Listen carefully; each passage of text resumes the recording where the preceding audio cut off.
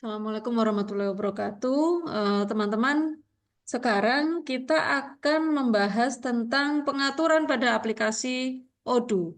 Kalau kemarin di pertemuan yang sebelumnya, kita sudah mempraktekkan ya untuk membuat database, maka yang sekarang kita berusaha untuk memperbarui informasi terkait perusahaan ke dalam aplikasi Odoo dan juga untuk memahami pengaturan PPN yang ada dalam transaksi pembelian dan penjualan.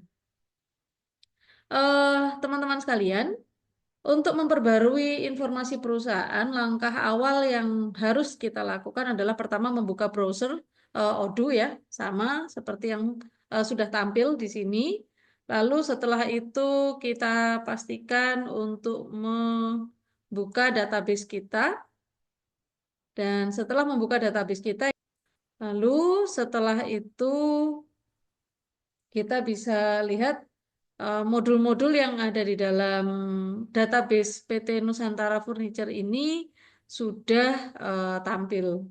Nah, yang pertama kali kita lihat adalah di bagian setting.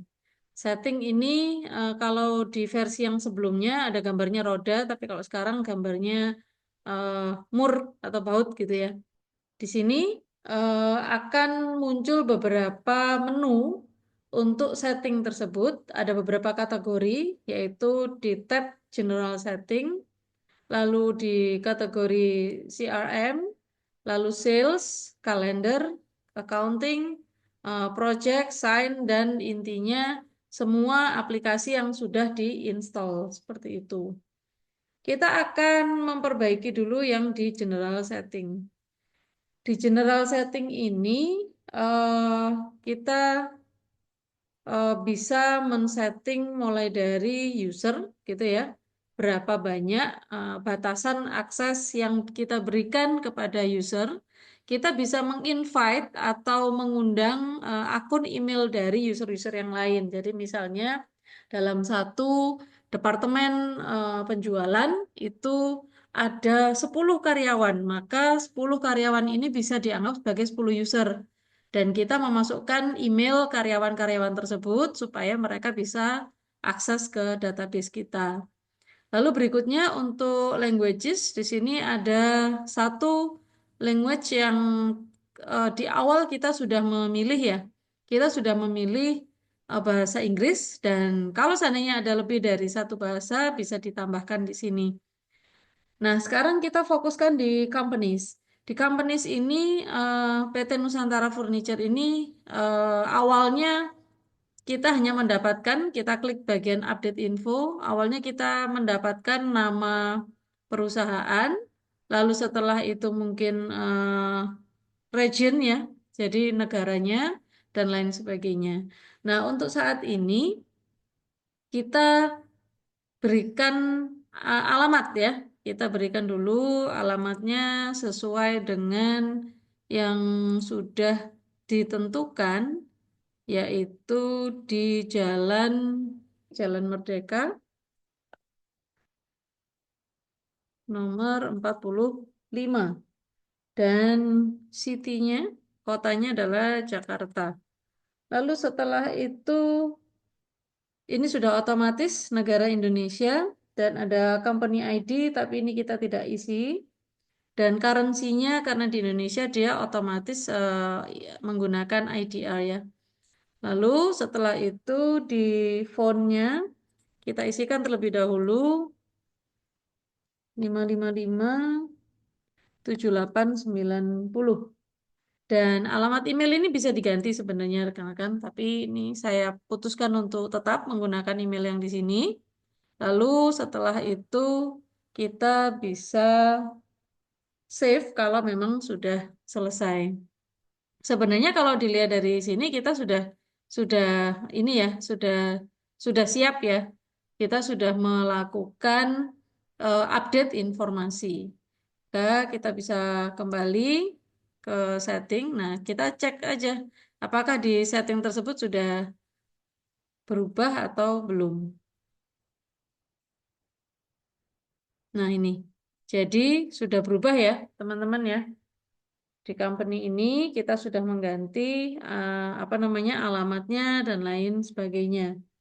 Berikutnya, kalau di modul itu kan ada keterangan apabila sudah mengisi, kemudian pilih save. Nah, kalau dulu versi yang sebelumnya, kita harus selalu melakukan save di sini, misalnya seperti ini. Tapi kalau sekarang tanpa harus kita klik save, begitu ya, ini sudah otomatis berubah, begitu.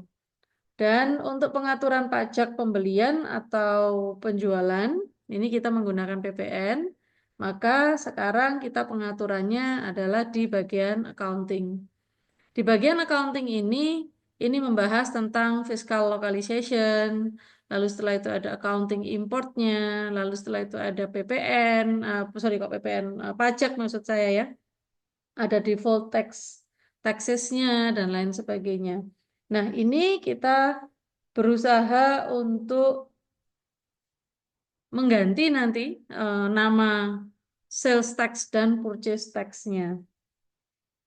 Lalu setelah itu, ODU itu sebenarnya ketika kita sudah memilih negara Indonesia, ODU itu sebenarnya sudah berusaha untuk mengatur daftar akun menggunakan template Indonesia, template-nya ya. Dan setelah itu pada bagian perpajakan tarif PPN-nya juga biasanya sudah disesuaikan dengan peraturan yang ada di Indonesia. Namun demikian, eh, untuk tarif PPN ini kita sebaiknya mengganti, jangan dituliskan 11%, tapi kita mengganti dengan PPN keluaran atau PPN masukan. Kita klik ya di bagian internal link, lalu setelah kita klik di situ, ini kan ada tax name-nya, kita ganti dengan PPN keluaran. Lalu kita pastikan ini tax type-nya adalah sales.